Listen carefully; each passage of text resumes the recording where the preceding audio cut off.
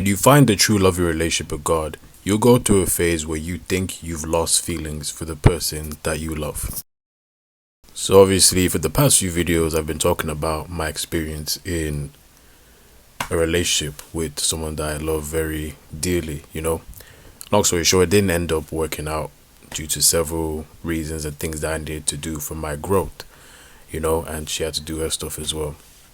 But I think it's been about 4 weeks and a few days since we split apart.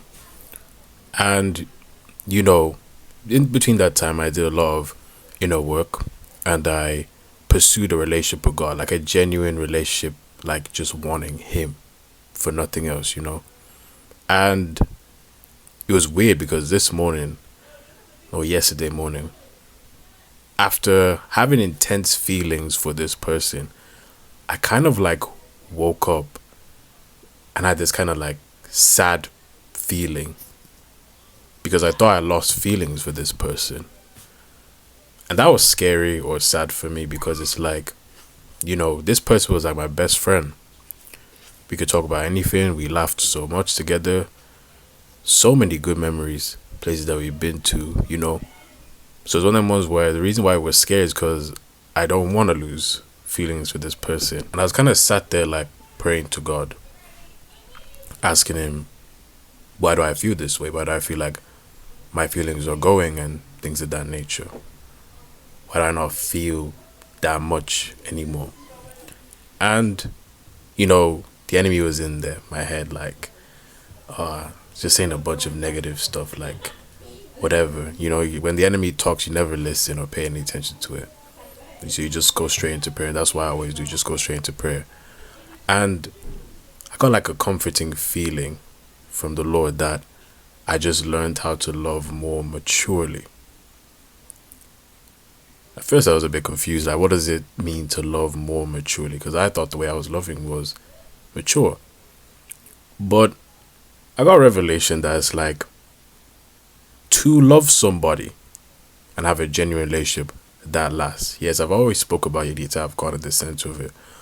But no one talks about what happens when you put God center focus, like number one. That's like a different kind of shift because now God becomes your source of love and happiness. You know what I mean?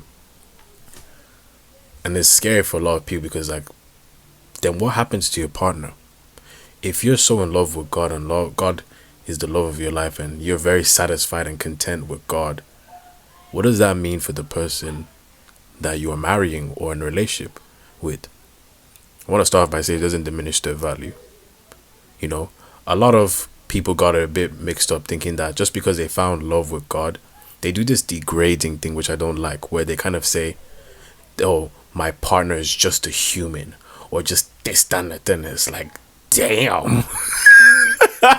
It's like, why are you being so mean about it? Like, yeah, we know God's your number one, but like, why do you have to be like that? By the way, I got some new shoes and I want to show you guys because clearly I'm starved for attention. So like, rate them out of 10. They look pretty sexy, innit? Like, there's some beautiful shoes, but yeah. But from what I realized, the correct way for love to be in a relationship is that God becomes your source of happiness and joy. And it needs to be like that. Because a lot of us, whether we like it or not, go into relationships needing something from a partner to feel like we're loved and respected. Respected, is it? Yeah. Which is why relationships kind of fall short. Because if someone's doing something that you don't like, like the 80-20 rule. Like if someone has 80% of what you love, but that 20% is a bit, a lot of us can really magnify on that 20% and throw away relationships when in reality we're never going to find that 100% perfect relationship because nobody is perfect. It's one of them ones where you have to go into a relationship accepting that this person has flaws, but 80% of them I love, so I'm taking them in. That's how relationships is meant to be. So because relationships are like that, no one here is 100%. Who's 100%? God. And I realized that because God is 100% my source of happiness, I am content with loving someone even if they have their flaws. Now, it depends on your temperament and things of that nature. Your temperament should be in check anyways, but you know, whatever they do, their flaws and things of that nature, doesn't affect your love for them because you're already satisfied with the Lord. So if your partner has nothing that they can give you, nothing that they can provide you with, and because the Lord provides everything, what does that mean? Like, I was asking, what does that mean for me in terms of loving this person? It simply means that I am just here to serve her or whoever it is I end up being with in the future. Because I'm in the mindset right now where it's like, because I'm so satisfied with God, I'm okay with not getting married in the future. I'm okay if I end up dying alone, because I'm not really alone. I'm living a very happy and joyful life with the Lord right now, you know? Life is really good. So if I was to die, get to old age with no wife or no kids, I'd be okay with that because the Lord has been my strength throughout the whole case. Obviously, I'd like a wife, you know, but at the same time, it's not something I need because I have everything I need from the Lord.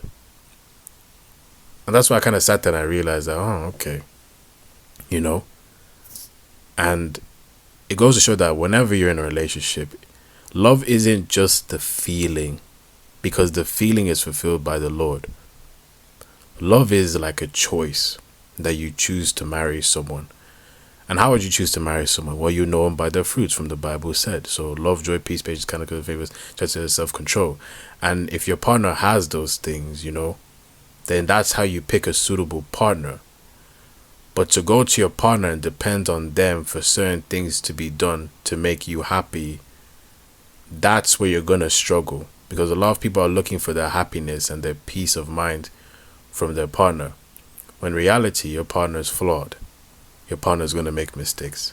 And they're going to get on your nerves sometimes, you know, but, you know, that shouldn't affect how you love them because God is the center source of your love. I guess the only thing that would make you push away someone that you're in a partnership with is if they disturb your walk with God. So if they're constantly like doing things that makes you drift away from God, and if your relationship doesn't glorify God, then yeah, that's a reason to leave the relationship, you know? Because I've reached that place in my life where it's like, I'm okay if I never find a partner.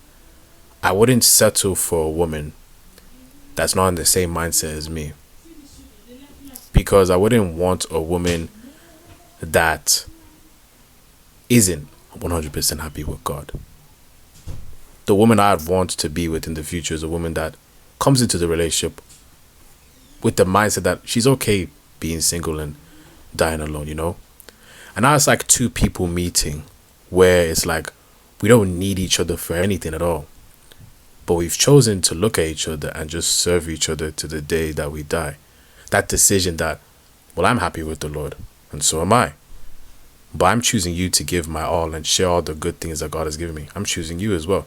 That's the kind of woman I would want because it was what lasts.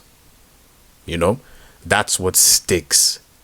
You know, love is not just a feeling. Like, you can love somebody, you know, but you should be loving them to serve them.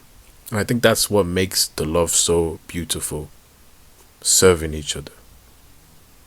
Because if you're both happy with the Lord and you're both fulfilled and getting the blessings and all the things you need from the Lord, now it's just all about serving, not needing one to beat the other.